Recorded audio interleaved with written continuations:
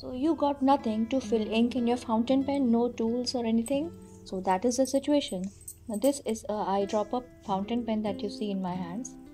Mostly ink dropper or pipette is used to fill eyedropper fountain pens. Now for this, in this type of situation, you just need your pen and ink pot along with the piston converter that you see in my hand. It has already got some ink in it, so I'm emptying it out. Yes, you see ink on my hands, though I do not mind it because being an artist, I'm used to getting colors on my hands.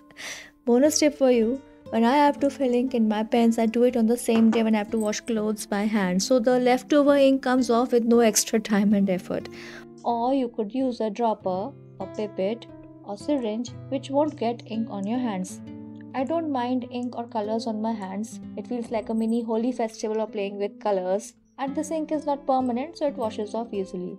Now you get to see the converter better. It has a metal ball inside it. You can slide the piston up and down few times to get rid of excess air, and this allows the maximum ink to be filled up in the pen. Now this is how you simply slide it to fill in the ink. This ink pot is not full now, so you can tilt it carefully to reach the ink, or you can use Waterman ink pots. They may easily be tilted, you can see in the photo why. So lower the piston and draw up the ink in converter and take the pen that you need to fill up, and this is the simplest, fastest and easy way of filling up ink in a jiffy in your fountain pen. And a piston fill lets you use whatever ink you want, and it holds a lot of it compared to other converters. Yes, you can get more ink in cartridges, but you will get them pre-filled. You won't be able to use your own choice of color. And another way is that you can take those cartridges, use them when the cartridge is empty. You can wash it and then fill it up with your choice or shade of ink that you like. Do remember to give this video a thumbs up.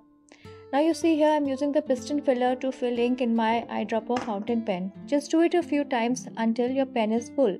You may also leave some space in the pen. Don't fill it up right to the top so it won't overflow with ink. The links to all the products used in the video will be given on the web page on the blog.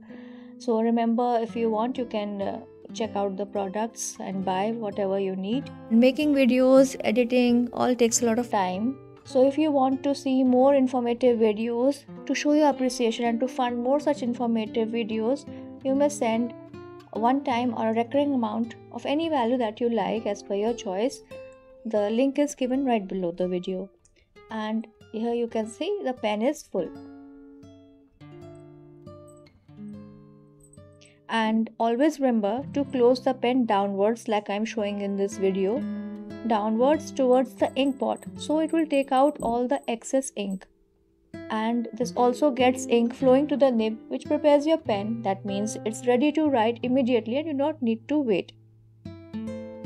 Art Inspired Fingers channel is about art and creations in various ways, ranging from fine art, paintings to even embroidery. So you will find lots of different kinds of stuff, art related stuff on my channel.